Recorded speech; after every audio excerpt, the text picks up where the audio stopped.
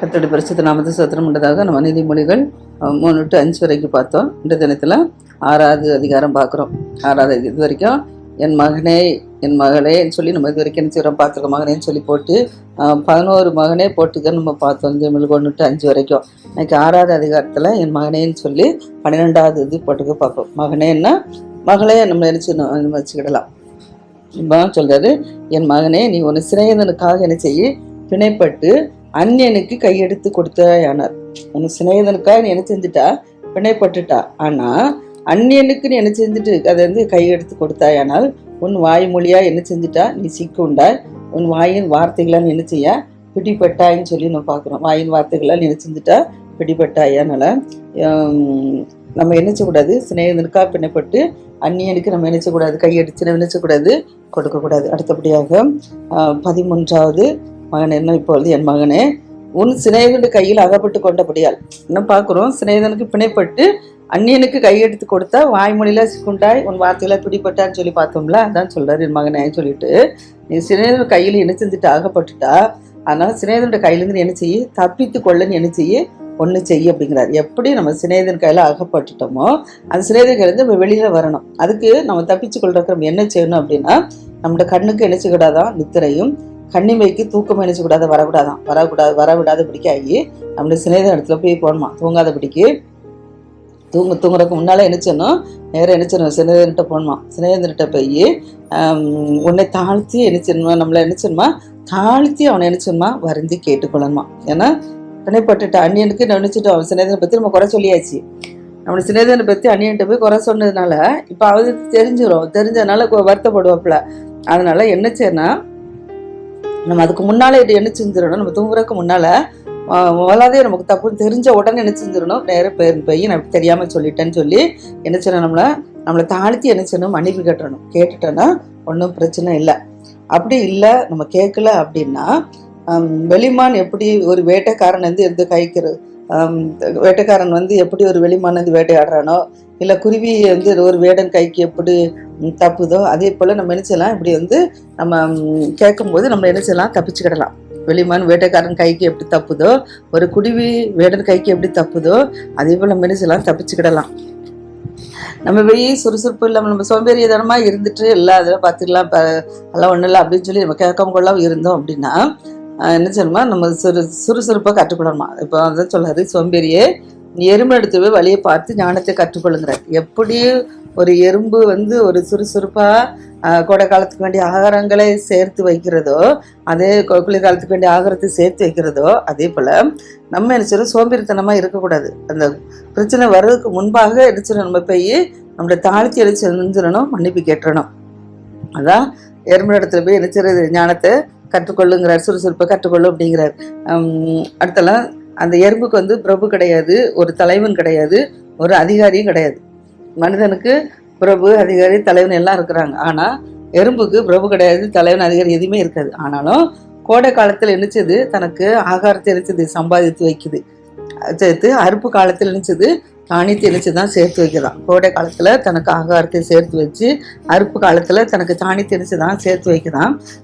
அதான் அங்கே சொல்றாரு, சோம்பேறியை நீ எவ்வளோ நேரம் படுத்திருப்பா, எப்போது ஒரு தூக்கத்தை விட்டு எழுந்திருப்பாங்கிறது. நம்ம சோம்பல் தனத்துக்கு நினைச்சக்கூடாது, கொஞ்சம் தூங்கட்டுமே அப்படி சொல்லி நினைச்சக்கூடாது. சோம்பலுக்கு நம்ம நினைச்சக்கூடாது, இடம் கொடுக்கக்கூடாது. நம்ம தூங்கிட்டு நினைக்கும் இன்னொரு 5 நிமிஷம் படுத்து விடாம இன்னொரு 5-10 நிமிஷம் அப்படின்னு சொல்லி நினைச்சது தூங்கணும். அப்படி தூக்கத்துக்கு நினைச்சக்கூடாது, இடம் கொடுக்கக்கூடாது.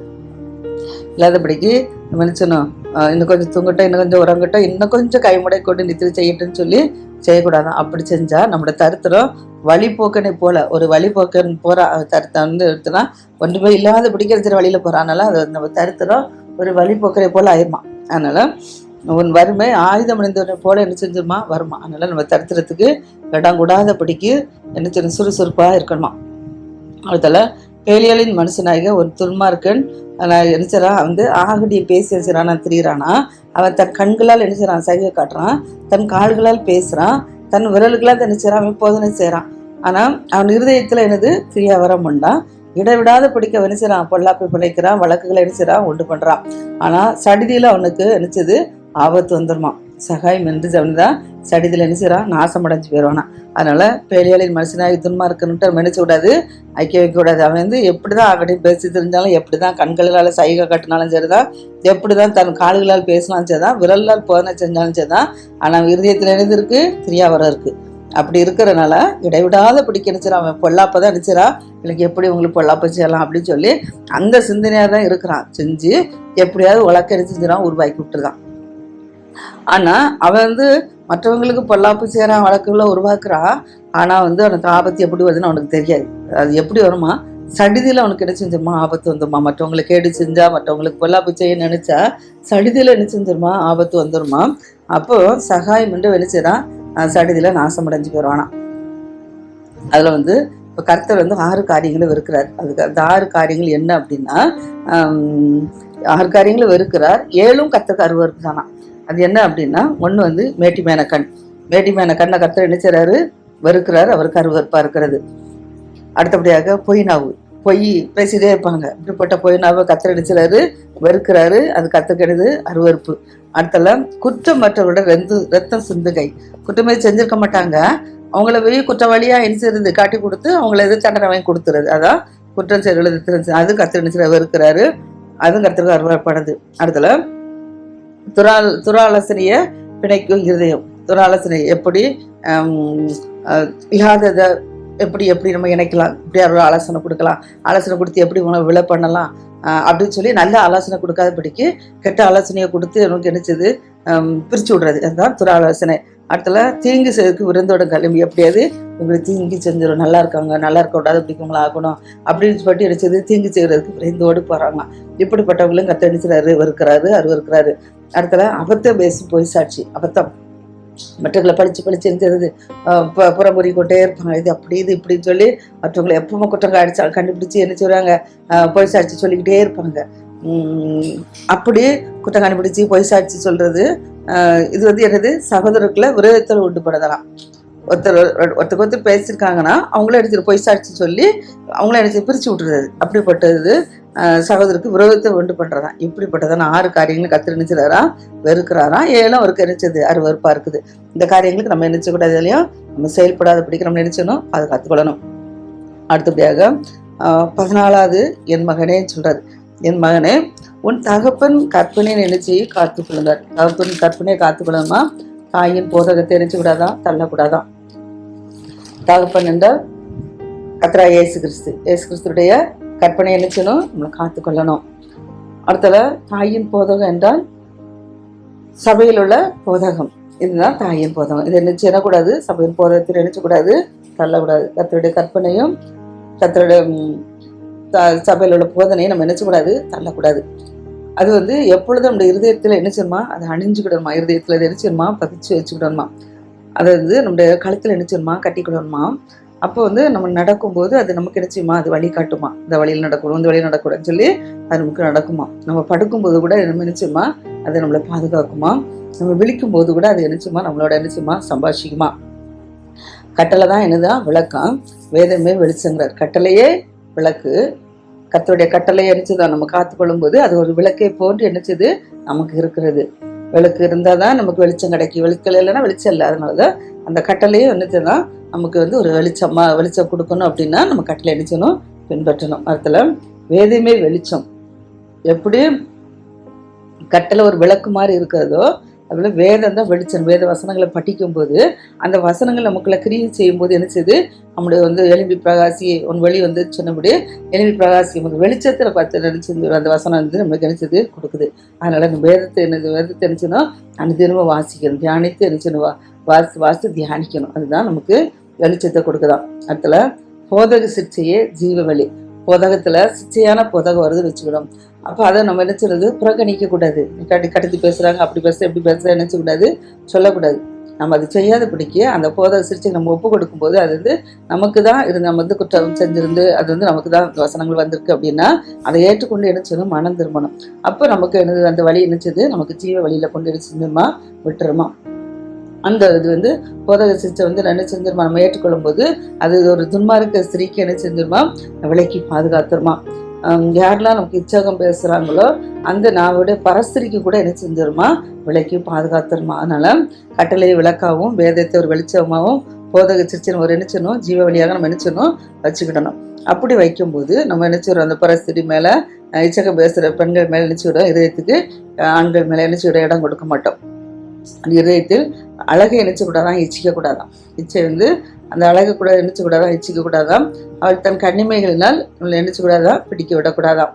அடுத்தல வேசின் மித்தம் ஒரு அப்ப துணிக்கு கூட நினைச்சோமா இறக்க வேண்டியதாம்மா. வேசிட்டு இடம் கொடுத்துட்டா ஒரு அப்ப துண்டு கூட நினைச்சோம்டா நம்ம சாப்பிட முடியாதான், அந்த விட நினைச்சிருமா அவள் கொடுக்க வேண்டியதான் நிலைமை ஆயிருமா. ஏன்னா விபச்சாரி என்னதுன்னா அருமையான உயிரை கூட நினைச்சிருந்தாலாம் வேட்டையாடிடுவாளாம். அதனால விபச்சாரம் வேசித்தனத்துக்கு நம்ம இடம் கொடாமல் இருக்கணும் அப்படின்னா நம்ம இச்சைக்கு இடம் கொடாமல் இருக்கணும். இச்சைக்கு இடம் கொடாமல் இருக்கணும்னா கத்தோட வேதத்தை நினைச்சணும் வாசித்து தியானித்து அதன்படி நினைச்சணும் போதா சிச்சைக்கு ஒப்பு கொடுத்து நடக்கும்போது ஜீவ வழியில கருத்தை நடத்துவார். விபச்சார வேசித்தனத்துக்கு இடம் நினைச்சாரு, இடம் கொடுக்க விட மாட்டார். வேசித்தனத்துக்கு இடம் கொடுத்துட்டா வஸ்திரம் வேகாமல் மடியில் எவனாவது நெருப்பை வைத்துக் கொள்ளப்படுமான்னு சொல்றாரு. ஒரு வஸ்திரம் வேகாதபடிக்கு மடியில் நெருப்பை வைக்க முடியுமா? மடியிலேருந்து நெருப்பை வைக்கிறோம், நம்ம வஸ்திரம் அணிஞ்சிருக்கிறோம். அப்போ நெருப்பு மடியில் வைக்கும்போது அந்த வஸ்திரம் என்ன செய்யும், தீப்பிடிச்சி எரியும். அதான் வஸ்திரம் தீப்பிடிச்சி எரியாதபடிக்கு நம்ம மடியில் நெருப்பை வைக்க முடியுமா? வைக்க முடியாது. அதே போல் கால் சுடாதபடிக்கு நம்ம யாராவது தலையில் நடக்க முடியுமா? இப்போ தணல் இருக்கு, தண்ணியில் கங்கு எரிஞ்ச கட்டைகள் கங்கோடு இருக்குது, அது மேலே நம்ம காலை வச்சா கால் சுடாமல் இருக்குமா? இருக்காது. அதே போல் தான் நம்ம பிறனுடைய மனைவிடத்தில் பிரவேசிப்பவனும் அப்படியே அவளை பிரவேசிப்பவனும் அப்படியே அவளை யாரெல்லாம் தொடுறாங்களோ அப்படியே அவங்க ஆக்கணைக்கு தப்ப முடியாதான். எப்படி மடியில் தீ வச்சா எப்படி நமக்கு வலி கொடுக்குதோ, தீ பிடிச்சி எரிஞ்சு வதனை கொடுக்குதோ, அடுத்தல தலலில் நடக்கும்போது எப்படி கால் சுடுதோ, இதே போல தான் அடுத்தவங்க மனைவி இடத்துல பிரவேசித்தா, அடுத்தனுடைய கணவனிடத்துல பிரவேசித்தா என்ன செய்யும், ஆக்கினைக்கு நம்ம என்னால் செய்ய முடியாதான், தப்ப முடியாதான். தீக்கு எப்படி கடலுக்கு நம்ம தப்ப முடியாதோ அதே போல் நமக்கு வர ஆக்கினைக்கு என்ன செய்ய முடியாதான், தப்ப முடியாதான். அதனால அடுத்தவனுடைய மனைவி அடுத்தவனுடைய கணவனிடத்தில் நினைச்சக்கூடாது, பிரவேசிக்க நினைச்சக்கூடாது, இடம் கொடுக்கக்கூடாது. அடுத்தல திருடன் என்ன செய்வானா, பசி ஆற்ற என்ன செய்வான், திருடுவான். ஆனால் பசிக்காக தான் திருடனான்னு சொல்லி ஜனங்கள் அவனை என்ன செய்ய மாட்டாங்க, இகழ மாட்டாங்க.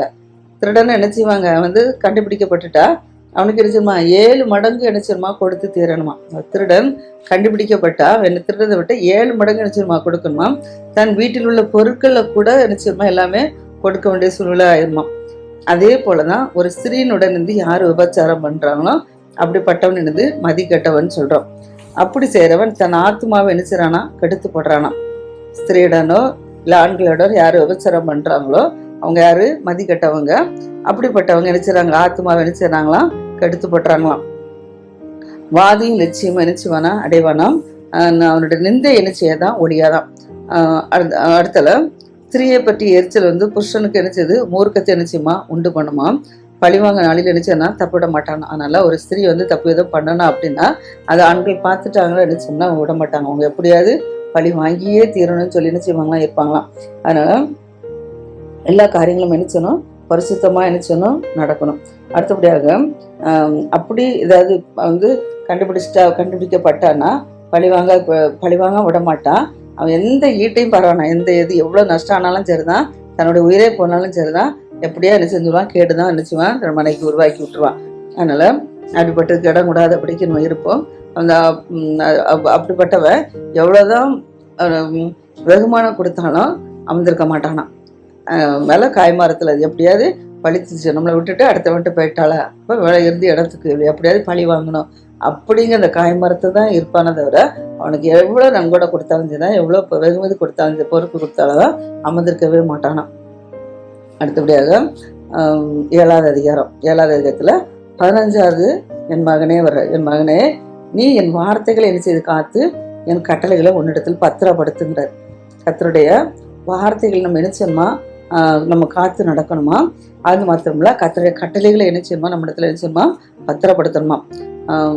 வார்த்தைகளையும் கட்டளைகளையும் நம்முடைய எழுச்சில் வச்சு பத்திரப்படுத்தும் போது கர்த்தர் சொல்றாரு, கட்டளைகளையும் என் போதகத்தையும் உன் கண்மணியை போல காத்துக்கொள், அப்பொழுது நீ பிழைப்பாங்கிறார். கர்த்தருடைய கட்டளை நமக்கு என்ன சொல்லியிருக்கு வேத வசனம், கர்த்தருடைய போதகம் நமக்கு இருக்கு, நம்ம என்னத்தை கேட்டோம். அப்போ கர்த்தருடைய கட்டளையும் போதகம் கேட்கும்போது அது ஒரு கண்மணி போல காத்துக்கொள்ளனா நம்ம கண்ணில் வந்து என்னன்னா ஒரு தூசி விழாத படிக்கு அந்த கண் இமையானது என்ன செய்து பாதுகாக்குது. அதே போலதான் கண்ணில் தூசி விழாதபடிக்கு எப்படி இம்மை பாதுகாக்குதோ அதே போல் நம்ம என்ன செய்யணும், கர்த்தருடைய கட்டளையும் நம்மளோட போதகத்தை நம்ம என்ன செய்யணுமா, காத்துக்கொள்ளணுமா. அப்படி காத்துக்கொள்ளும் போதும் பிழைப்போமா. இம்மை வந்து கண்ணுக்குள்ள தூசி விழாதபடிக்கு எப்படி பாதுகாக்குதோ மூடி, அதே போல் நம்மளை கர்த்தர் பாதுகாக்கணும் அப்படின்னா கர்த்தருடைய கட்டளைக்கும் அவரோட போதகத்தையும் என்ன செய்யணுமா, நம்ம இதயத்தில் வச்சு அதை காத்துக்கொள்ளணுமா. அதை வந்து கட்டளையும் போதகத்தையும் எப்படிங்கம்மா, நம்மளுடைய விரலில் என்ன செய்யணுமா கட்டணுமா, கட்டி அவளை இருதய பலகைகள் என்ன செய்யணுமா எழுதி கொள்ளணுமா. விரலில் கட்டி இருதய விரலில் கொண்டு கிழிச்சு கொண்டு கட்ட முடியாது. அது என்னதுன்னா நம்ம வந்து அதை படித்து அதை ஆழமாக என்ன செய்யணும், உட்கொள்ளணும். அதான் இருதய பலகைகள் என்ன செய்யணுமா எழுதி கொள்ளணுமா. அடுத்தால இச்சக வார்த்தைகளை பேசும் அந்நிய பெண்ணை பரஸ்திரிக்கு என்ன செய்யணுமா விலைக்கு காக்கணுமா. ஏன்னா ஒரு பரஸ்திரி வந்து என்ன செய்வோம்னா இச்சகமான வார்த்தைகள் நினச்சிவா பேசி எப்படியாவது கண்ணியில் விழ வைக்குன்னு பார்ப்பா. அதனால இப்படிப்பட்ட இச்சக வார்த்தைகளை பேசும் பெண்ணுக்கு என்ன செய்யணுமா, நம்ம வந்து விலைக்கு பாதுகாக்கணுமா. அதுக்கு தேவையானது ஞானம் தேவை. அதனால ஞானத்தை நோக்கி நீ என் சகோதரி என்றும் புத்தியை பார்த்து ஞானத்தால் என்று என்ன செய்யணுமா சொல்லணுமா. ஞானமும் புத்தியும் இருந்தாதான் என்ன செய்ய முடியும். ஒரு பரஸ்திரி கிட்ட என்ன செய்ய முடியும், இச்சக வார்த்தைகளை பேசும் பரஸ்திரிக்கு என்ன செய்ய முடியும், விலைக்கு தப்பிக்க முடியும். அதுக்கு தேவை ஞானம் புத்தி நமக்கு என்ன செய்யணும் வேணும். அதான் ஒரு கதை சொல்றாரு சலமன் ராஜா. நான் என் வீட்டில் ஜன்னல் அருகே நின்று பலகனி வழியாய் நான் பார்க்கும்போது பேதையர்களாகிய வாலிபருக்குள்ள ஒரு புத்தியன வாலிபரை நான் என்ன செஞ்சேன், நான் பார்த்துக்கிட்டே இருந்தேன். அவன் என்ன செய்றான்னா ஒரு மாலை மயங்க அஸ்தம நேரத்தில் என்ன செய்றான், மாலை மயங்குது அப்படின்னா இருட்டு என்னது வர ஆரம்பிச்சிட்டு இருக்கு. அந்த நேரத்துல இரவின் இருண்ட அந்த காலத்திலும் மாலை மயங்க நேரத்திலும் இரவின் இருண்ட அந்த காலத்திலும் என்ன செய்றான், அவன் இருக்க சந்துக்கடுத்த தெருவில் சென்று வீட்டு வழியா என்ன செய்றான் நடந்து போகும்போது வேசியின் ஆடம்பரம் தரித்த ஒரு தந்திரம் உள்ள ஒரு ஸ்திரீ அவனுக்கு என்ன செய்றா எதிர்கொண்டு வரா. ஒரு பேதை, ஏன்னா பேதையா இருக்கிறதுனால அவனுக்கு புத்தி இல்லாதனால அவன் என்ன செய்றான், மாலை வந்து அஸ்தமனத்துல இருண்ட நேரத்துல என்ன செய்றான், தனியா என்ன செய்றான், ஒரு சந்துக்கள் வழியா என்ன செய்றான் போயிட்டு இருக்கான். சந்துக்கள் வழியே யாரு வருவா, ராத்திரி வந்தா என்ன செய்ய முடியும், என்ன செய்ய வழி சரியான வழி தெரியாதவங்க என்ன செய்வாங்க வருவாங்க.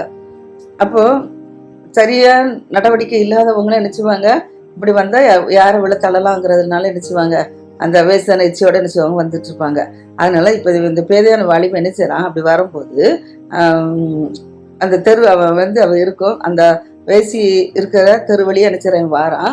வீட்டு வாசல் என்ன செய்றான் கடந்து போகும்போது அந்த வேசி என்ன செய்றா வாரா. ஒரு ஆள் இப்போ ராத்திரி நேரம் தனியா போறான், அவனை விடக்கூடாது அப்படின்னு சொல்லி என்ன செய்றான் வாரா. வந்து என்ன செய்றான்னா வேசினி ஆடம்பரம் தரித்த தந்திரமுள்ள ஒரு ஸ்திரீ என்ன செய்றா, அவன் இந்த இருட்டுல மாலை மயங்கி இந்த இருட்டுல இந்த கால வெளியில வர அந்த வீட்டு முன்னால தெருவில் வரும்போது அவன் என்ன செய்றான், வேசிங்கிறனால என்ன செய்றா, அந்த வேசிக்கு ஒரு ஆடை நல்ல தானே டிப்டாப்பா வஸ்திரங்களை அறிஞ்சிட்டு தந்திரத்தோடு போறா. ஏன்னா எப்படியாவது, ஏன்னா நல்ல ட்ரெஸ்களை போட்டு கவர்ச்சிக்க போடும் போது தான் யாரையும் என்ன செய்ய முடியும், கவர்ச்சி பண்ண முடியும். அதனால இருட்டுக்குள்ள தானே தனியா வரான். அப்ப நம்ம அழகா இதே போனோம்னா அவன் நினைச்சிடா மயக்கலாம் அப்படிங்கிறனால நினைச்சிடா அந்த வேசி என்ன செய்வா அப்படிதான் இருப்பா. இப்போ வந்து நல்லவங்க பாருங்க, நல்லவங்க வந்து ஒரு ஒடுக்கான வஸ்திரங்களை என்ன செய்வாங்க போடுவாங்க. ஆனா வேசி என்ன இருக்கிறவங்க பாருங்க நிச்சயமாக மேக்கப்பு தான் அப்படிதான், ட்ரெஸ்ஸும் ஒழுங்கான ட்ரெஸ் போட மாட்டாங்க, சரீரத்தை காட்ட முடியாது செய்வாங்க, வஸ்திரங்கள் போடுவாங்க. ஆனா வந்து நல்லவங்க என்ன செய்ய மாட்டாங்க, மானத்தை என்ன செய்வாங்க பாதுகாத்து நடப்பாங்க, நம்ம பரிசுத்தமா வாழணும் அப்படின்னு சொல்லி. ஆனா அந்த விபச்சாரம் வேசித்தனம் இச்சை உள்ளவங்க அந்த வஸ்திரங்களை என்ன செய்ய மாட்டாங்க, தன்னுடைய மானத்தை சரியாக கூட என்ன செய்ய மாட்டாங்க, பாதுகாக்க மாட்டாங்க. மற்றவர்கள எப்படி விளத்தளலாம், தன் பக்கம் கொண்டு வந்துடலாம் அப்படிங்கிறத வஸ்திரங்களை அறிவாங்க. அதுபோல அந்த வேசி இருக்கிறா அதே போல தந்திரம் வஸ்திரங்களை அணிஞ்சிட்டு அவன் என்ன செய்றா, தந்திரமா என்ன செய்றா, அவனுக்கு கொண்டு என்ன செய்றா எதிர்படுறா. அவ வந்து எப்படிப்பட்டிருக்கா, ஒரு வாயாடியா இருக்கிறா, ஒரு அடங்காதவளா இருக்கிறா. அவ கால் ஒரு நேரம் கூட வீட்டுல இருக்காது, வாயாடி அடங்க மாட்டா, இந்த கால் ஒரு நேரம் வீட்லயே இருக்காதான்.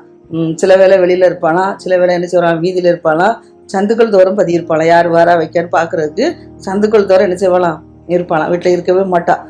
அடுத்தல அவன் அவன் என்ன செய்றான், அந்த சந்தத்தோட வரும்போது அவன் என்ன செய்றான், இவனை பிடிச்சு என்ன செய்றான், முத்தம் செய்து முக நாணாத பிடிக்க அவனை பார்த்து சொல்றா, சமாதான பலிகள் என் மேல சுமந்திருக்குது, இன்றைக்கு தான் என் பொறுத்தை நிறைவேற்றினேங்கிறா. ஏன்னா எதற்காக அப்படின்னா, நான் உன்னை சந்திக்க புறப்பட்டு அவளோடு என்ன செஞ்சேன், நான் புறப்பட்டு வந்தேன், இப்பொழுதுதான் நான் என்ன செஞ்சேன், உன்னை கண்டுபிடிச்சேன் அப்படிங்கிறா. சொல்லிட்டு என் மஞ்சத்தை ரத்தின கம்பளங்களாலும் எகிப்து விசித்திர மெல்லிய வஸ்திரம்லாம் நினைச்சிட சிங்காரிச்சு வச்சிருக்கிறேன்.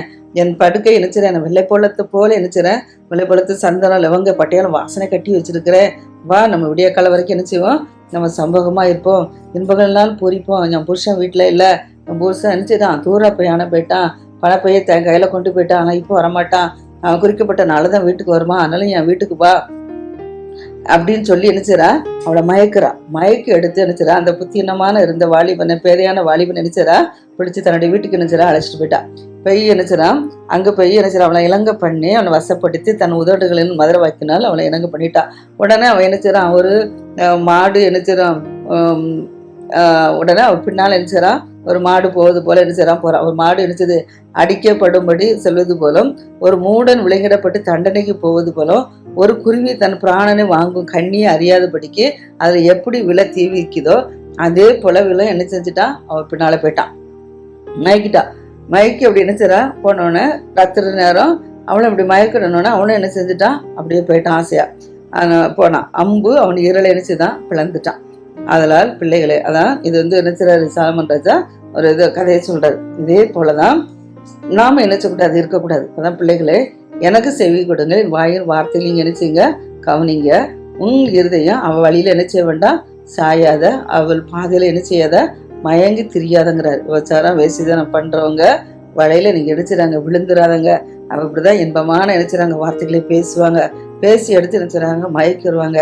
இப்படிப்பட்ட வழியில நீங்க என்ன செய்யுதுங்க, போகாதங்க. அவள் நினைச்சிருவா, இப்படிப்பட்டவா அநேகரை காயப்படுத்தி நினைச்சுவாளாம், இவ்வளவு பண்ணுவாளாம். பலவான்கள் கூட நினைச்சுவாளாம், அநேகரை கொலை செஞ்சிருவாளாம். ஏன்னா அவளையில விழ வச்சிருந்தா. அதான் அவள் வீடு பாதாளத்துக்கு போக முடியாது. அவள் யார் யாரால மயக்கி எடுத்து வச்சு கொண்டு வராளோ அவள் நிச்சயமா அவனுக்கு அழிவு என்னது, பாதாளம் தான். அவளோட யாரெல்லாம் சேர்றாங்களோ அவங்களுக்கும் பாதாளம் தான். அதனால அவன் வீடு பாதாளத்துக்கு போகும் வழிதான். அது மரண அறைக்கு நினைச்சுக்கிறோம் கொண்டு போயிட, தப்ப முடியாது, நிச்சயம் நமக்கு அழிவு தான், மரணம் தான். அதனால இப்படிப்பட்டவங்களோட வழியில நீ சாயாம இரு. அதுக்காக நீ என்ன சரி, என் மகனே, என் வார்த்தைகளை கவனித்து என் கட்டளை என்ன செய்ய நிலையத்துல பத்திரப்படுத்துங்கிறாரு. நம்மளும் என்ன செய்யும், வார்த்தைகள் கத்தோட வார்த்தையை காத்து கொள்ளும் போது இப்படிப்பட்டமான பரஸ்திரியாகி ஆண்களுக்கோ பெண்களுக்கோ தப்பி கத்திரனுக்கு கிருபை செய்வாராக. ஆமென்.